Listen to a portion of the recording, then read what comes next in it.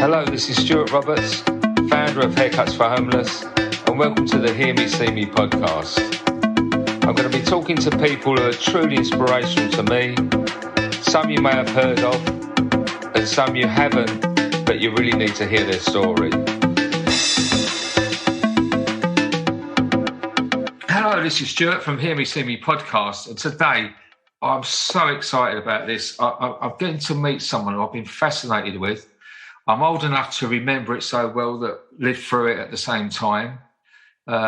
Someone who's got an amazing story that happened in the late 80s of being held hostage. And we'll talk about that immediately. But that's today I'm talking to Terry Waite, CBE. How are you today, sir? Well, I'm fine. I'm a bit cold because my central heating broke down about a couple of hours before this meeting.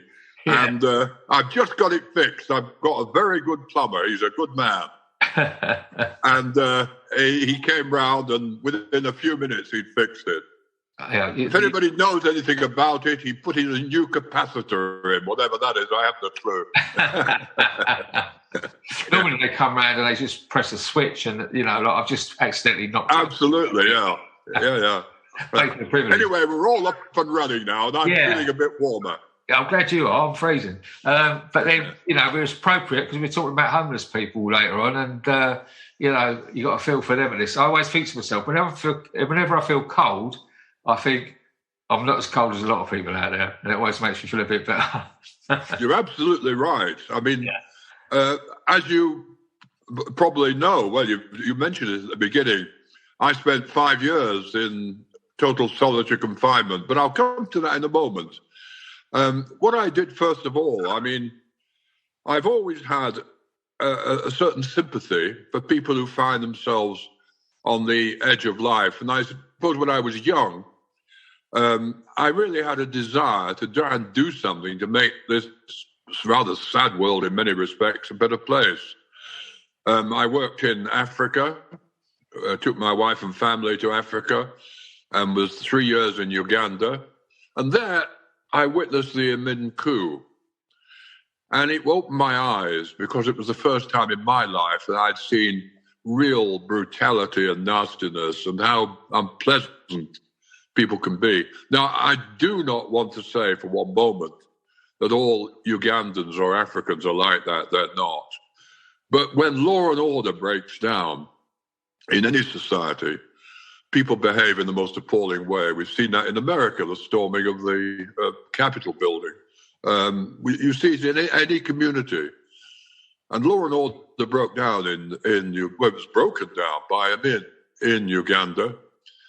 For the first time in my life, I saw someone beaten to death before my eyes. I tried to stop them, but they said, if you don't get out of the way, we'll shoot you. So that was that. Between Kampala, which is the capital city of Uganda, and a place called Jinja, a small town, about 60 miles, the River Nile runs about halfway along that journey. And there's a dam there called the Owen Falls Dam. And can you believe it? That dam became blocked with the bodies of people that had been thrown into the dam, who'd been murdered. Now, Uganda, really, the people there suffered terribly. And I've been back. I still keep in touch with them. My former African colleague just died recently. However, when I left Uganda, then I went to work in every pretty well troubled spot of the world. There's hardly a troubled area that I didn't work in. And then I was recruited by the Archbishop of Canterbury to be his special envoy, to be his advisor on foreign affairs, on matters that occurred outside the United Kingdom. I used to travel with him, and then, of course, hostage cases came to my attention. And my belief has always been that if anybody approaches the church for help, regardless of whether they've got religious belief or not, that should never enter into it, or whatever confession they are. They should be helped if the church can do anything to help them. And when people came to Lambeth Palace and said, we're in distress, we've got someone taken hostage. We don't know what to do. We're not getting any help from government or whatever. Can you help us? I remember saying to the Archbishop, yes, sure, we should do something. So to cut a very long story short, it was involved in getting hostages out of Iran. I went to Iran. I negotiated with Revolutionary Guards. I got into that notorious prison, the Evin prison, and was able to get somebody out of there. And by totally legal means, just by talking to people, by trying to understand people, not by using force. I also went to Libya on another occasion, negotiated directly with Colonel Gaddafi. I got on okay with him, got hostages released there. And, a number of different places. And then Beirut came up. And I really didn't want to take that assignment on. I mean, there were a lot of hostages in Beirut, American, British, German, all sorts of nationalities there. Their families came and they persuaded me after about 3 visits to be involved. And I've got the belief that I knew it was going to be a long job. And I said, I can't promise anything, never can in that sort of business. But I said, I'll do my best for you. And my belief is that if you take up a case for a grieving family, you stick with it. You don't let go when the going gets tough for you or for others. So I got out to Beirut. I met with Revolutionary Guard, with Hezbollah, rather, under pretty difficult circumstances. I was able to assist in the release of a couple of hostages, and then the whole thing blew up in my face because of inappropriate political intervention. There was the time Iran was fighting the Iran-Iraq war, and Iran needed to win that war. And unknown to me, an American agent by the name of Colonel Oliver North went to Iran, and Iran was supporting Lebanon with arms and weapons in its internal fighting. He went to Iran and said, look, if you pressurize your clients in Beirut to release hostages, we will provide you with weapons. And that deal went through. Weapons were supplied. One hostage was released, David Jacobson. Now, I'd had no luck after getting the first 2 out. I couldn't make any progress. Jacobson thought I'd been responsible for his release, but I couldn't understand what I'd done. Then the bombshell broke. It was revealed in the press that arms had been supplied for the release of hostages. And this information was meant to be kept top secret. It was certainly kept secret from me. And it really was blown all over the press. It said it was released by a dissident Ayatollah, and that's what happened. But the worst part of it, from my point of view, was when I was being linked with North, I was being accused of arms dealing, something about which I'd have absolutely nothing to do with, nothing at all. And the Archbishop said to me, he said, look, you've got to drop this now. You can't go back. I said, I've got to go back. I said, if I don't go back, I'm going to be seen as duplicitous, and the church is going to be accused of double dealing, of saying don't deal in arms on one hand, and yet behind the backs of people condoning it. I said, we can't condone that. We mustn't do it. Reluctantly, he said, after I said I'd going to resign if he didn't allow me to go back, I had to resign and go on my own. He said, very well. So I went back. Now, the situation there was this, that Hezbollah in Lebanon were suspicious of what was going on in Iran. Why was Iran dealing with America? And they said to themselves, well, simple. All we've got to do is Terry Waite knows the Americans. We'll take him and see what he knows. Now, I didn't know that. I didn't know that was in their mind, although I suspected it was a very dangerous situation. I met with them. They told me that I could go and see a hostage who was about to die. And I said, look, if I come with you, you're going to keep me for the rest of my life or for a good long period. They said, no, we won't. I said, give me 24 hours to think about it. So they said, all right. So I went away, and asked for advice from different people. Some said, don't touch it with a barge pole. Others said, you'd probably be all right. And some said, well, yes, you've been given the promise, it'll be kept. My own feeling was very dubious. I wasn't at all sure. And now, don't think that I'm full of altruism. I'm not. I believe that when you do things for other people, you're very often doing something for yourself, consciously or unconsciously. Yeah. I don't think that's a bad thing, but I think it's a good thing to know it. That's what. And my feeling was this: if that man dies, and I haven't got the courage of my conviction to go and see him before he dies, I'm going to have to live with my conscience for the rest of my life. So I went back, and that's it. That was it. Bingo. I was captured. I was thrown into an underground cell.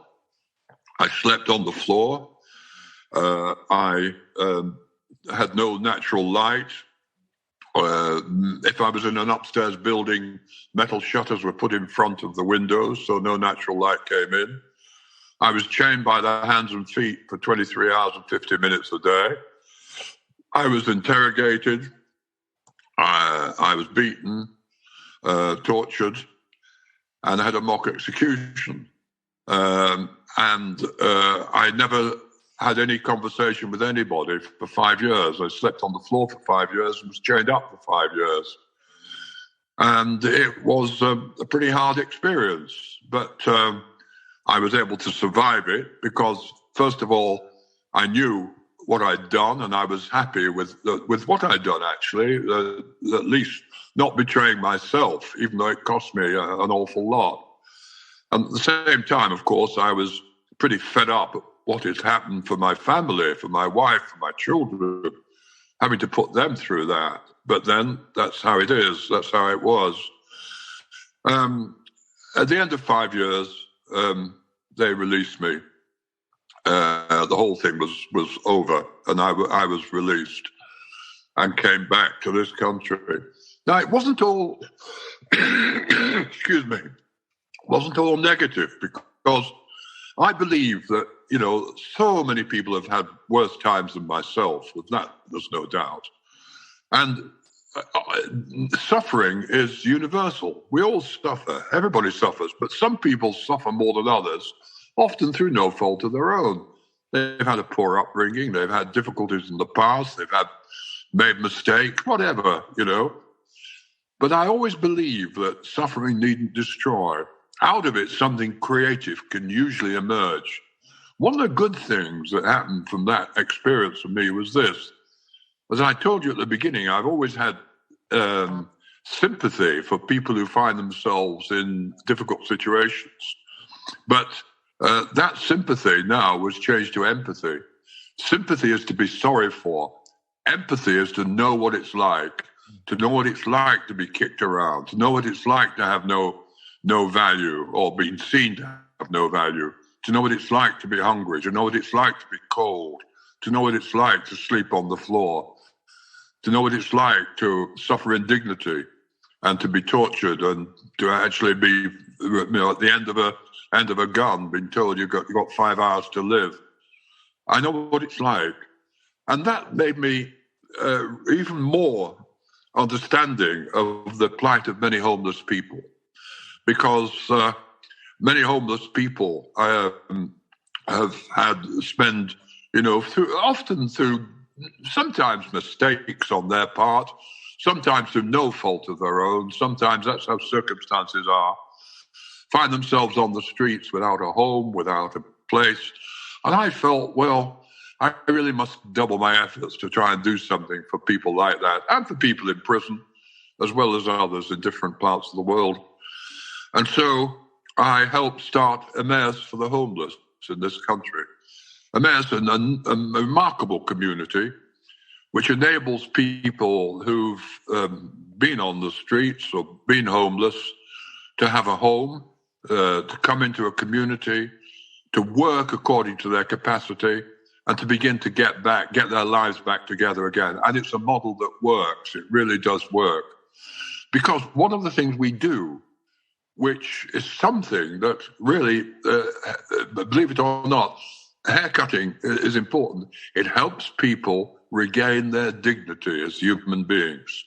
And one of the things that you sometimes can lose when you're on the streets, understandably, is you lose your dignity and you're treated as worthless. Now, when someone comes into a community, we have shops, we have retail shops, and they're interacting with the public in a different way now. They're not now the recipients of charity.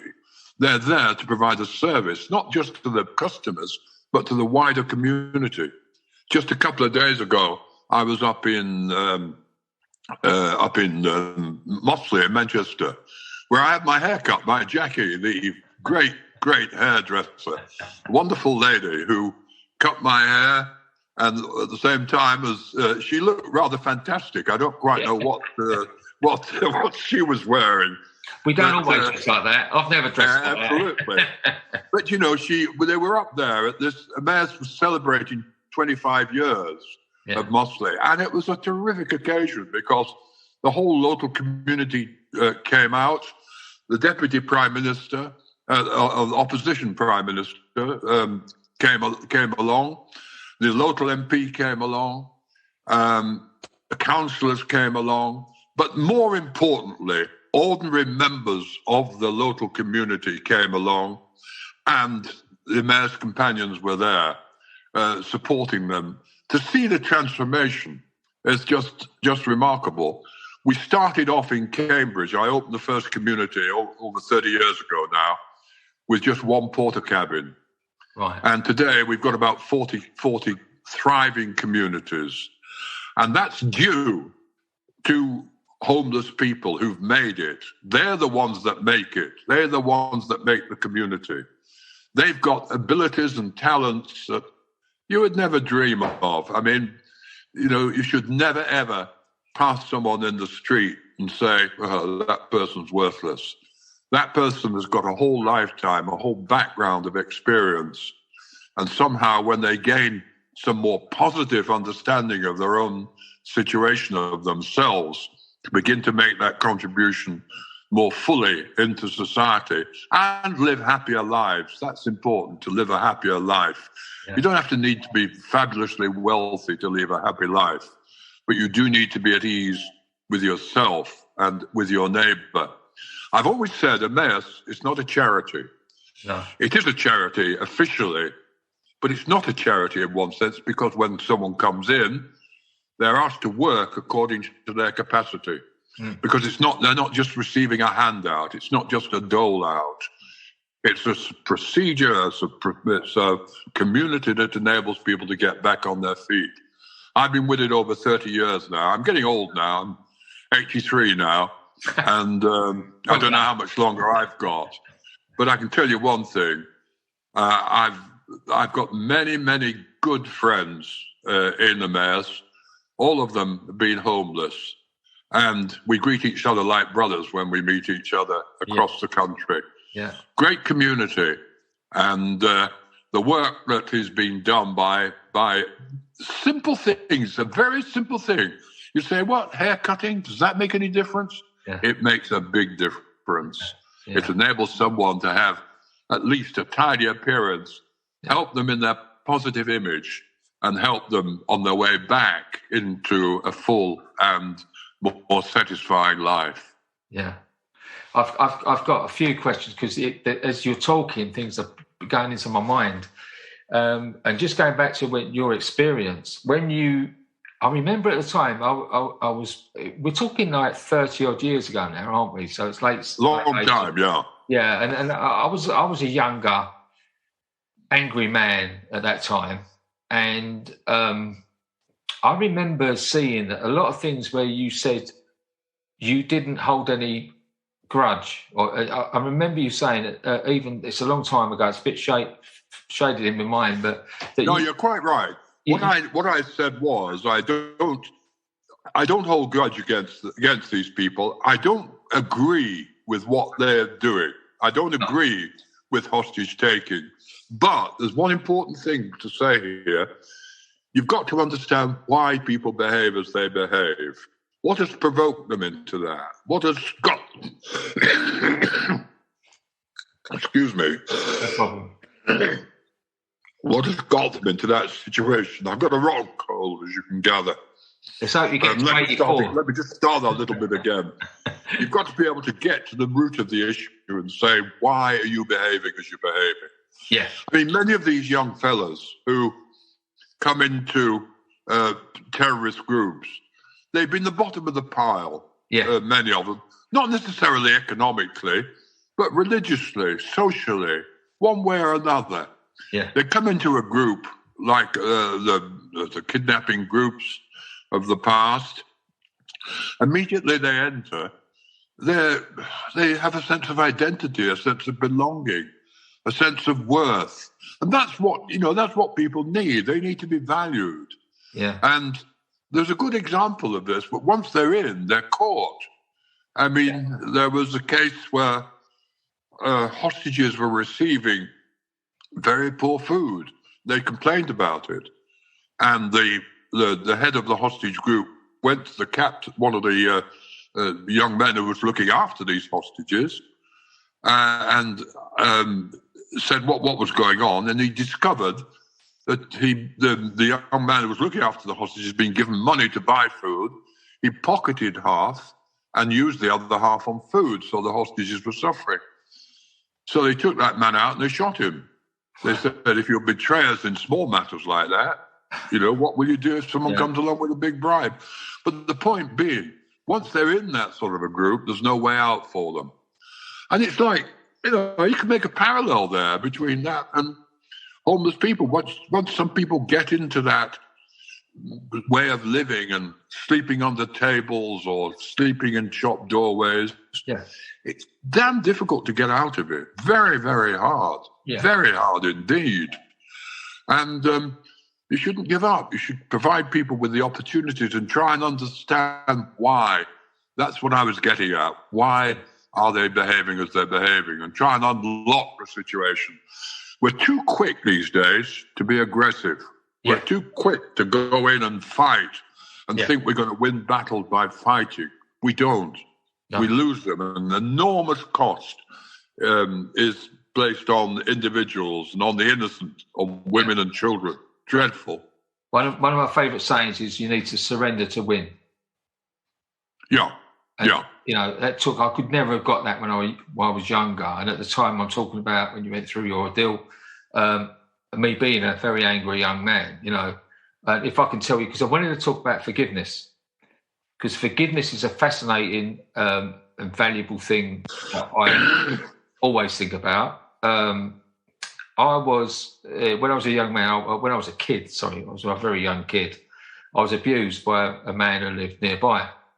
And it twisted my thinking.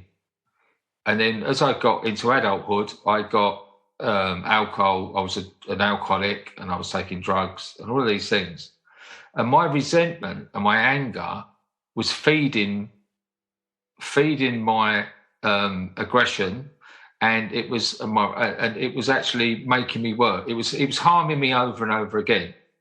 And it wasn't until I got to the age of 44 and I got into recovery that I've seen many counsellors and professors and I would never put the blame of the consequences of my drinking. It was always because it's understandable that I would because of what happened to me. And it wasn't until I looked at forgiving that then I could let it go and it had no more effect. I went back to Beirut to meet with my captors some years later. Yeah. And we had a reconciliation. Yeah. They said they apologized for what they'd done. Yeah. And, but going on to anger, I wrote a poem about anger. It's very short. I can remember it now. And anger is like a consuming fire, seeking all whom it may destroy. Do not extinguish the flames totally, but calm yourself by the gentle glow of the embers. In other words, saying it's a normal human emotion. We all have it. Yeah. It's provoked by various things. You can never get rid of it completely. No. But what you can do is you can take it and turn it and enable it to be used constructively, to warm yourself. Yeah. And I think that's what you were able to do in your life, so it seems. Yeah. And from that came an understanding of myself, and gradually I healed, and the process of helping other people helps me constantly, and that's why, and as you said, there's no such thing as an altruistic act, really, because I get so much from what I do that it heals me, and I get much more than anything that I give. I get back more so. Yeah. And another thing that I was going to say about was it's really totally, when you talk about Emmaus, I funny enough, we're 8 years old this week, Haircuts for Homeless, and I started on my own in Romford in the Salvation Army. I was just going over there talking to guys about alcoholism, trying to help them, and then I saw a guy in America making over homeless people with a haircut, and I thought, this week I'll go and I'll do the same. And it turned into that a few people came to help, and then on Monday we opened our 80th project, and we've got over 600 volunteers, and we've now given over 50,000 haircuts. Amazing. And it's a wonderful thing. But so obviously all around, we now have the UK and we're in Ireland, and I've been to so many. I could write a review on homelessness because I've been everywhere and seen them all, and they vary from sort of somewhere like a residential unit to a food, just a basic soup kitchen. And the first time I went to Emmaus, I was blown away by the positive attitude of it, and the fact of. I remember the guy who was running it at the time, and he said to me, "No, we rebuild people. We rebuild the furniture. We're rebuilding people. We're not putting a plaster on. We're actually helping them heal." And the fact that you had the shop, because it was Mosley I first went to, and it was the lovely furniture in there. I recommend anyone in the local area, if you want some furniture, go and have a look. They've got beautifully restored furniture. And then, so the idea is someone comes in, a companion comes in, and they then learn the skills of either rebuilding the furniture, so those skills, they learn to serve in the shop, they learn all these different things at the same time that they're a resident, and they have to, they have to behave themselves, because sometimes they're not, but it gets them an idea of responsibility, so they all live together. I just thought it was the first one that I'd seen that was doing the whole package, that was really caring for people. And I believe we're in about 8 or 9 now, and I'm sure that over the next few years we'll probably have our service in all of them, and I just really love the principles of what it does. Yeah, it's absolutely true. And there are some great people working in Emmaus, and almost all of them are volunteers. We've got very few paid staff. Yeah, almost all volunteers, and that furniture is donated by the public. It's renovated and put to good use. Yeah. And so I would encourage anybody who's listening to this podcast, if you've never been to an Emmaus, just look it up on the web, and they'll find one nearby, hopefully. I mean, my aim has been to have an Emmaus in every major centre before I die. So it's a good incentive to keep living for a while or two. That's it. We've got about 40. It's so interesting, because I say my kids, I think at one point my kids thought I was terminally ill when I hadn't told them, because I kept saying, we haven't got long. We haven't got long. I said, I've got so much to do. And it was almost like I thought we'd see the beginning of the end. But it wasn't that. It was the fact that, it's such a finite time that we're here, that to make a difference. And my legacy, as you'll understand, it wasn't to be the Stuart Roberts charity or anything like that. It was Haircuts for Homeless, and I want it to go on. So I want to get to as much of the UK as I can while I'm here, but then I want it to, to carry on after I'm gone. That's really important to me. And absolutely. And the hairdressing industry has been brilliant in coming on board and helping. And the people like you met Jackie. Jackie's my queen of the North. So that's another thing I wanted to say, that I wanted to reiterate what you've said and say that Jackie is my real queen of the North. And she's opened, despite a lot of personal challenges she's opened so many projects all around Manchester, the North. She went into Liverpool, but now we've got another lady, Kerry, who she brought on board, and she takes care of quite a few in Liverpool, Sheffield, and we're probably going to use your network to spread in other parts. We're already all over the UK, but you know, my whenever I get like someone wants to go to Cambridge, I'm going to say, look, go to Emmaus first, try them first, because it fits so well together, what we do and what you do, you know, and it's just... No, absolutely. I must say, I got a picture today sent me of myself having a haircut with Jackie. She's cutting my hair. And I came up with a caption. You might want to use it. Yeah. She cut my hair and trimmed my beard. And I thought of a caption, another close shave for Terry Waite. It's going to be done. It's going to be used, and it's going to be, and I'll probably use it for the podcast, you know, like this will be the introduction, another close shave. Yeah, I thought it was great. Yeah, you said that to me. And anyway, there we are. But that's it. I'd just like to congratulate you and say how nice it was to meet some of your volunteers and some of your team. Good to have a chat with you. Yeah. I'm sorry I've been a bit full of cold. I've just got it developed over the last couple of days. So apologies to those who are listening to this and who heard me coughing and spluttering. I'm not about to die yet. I've got a year or two yet. Yeah, good. That's so am I, hopefully. But I appreciate your time. What we'll do, we'll add the links to Emmaus and anything else you want us to add on there as well. But yeah, I really appreciate it. And please, anyone, links to your books, because I believe I did read that one of the books you wrote, you had no pen or paper in them. Yeah, that's right. Taken on Trust. Yeah. I did it in my head. Yeah.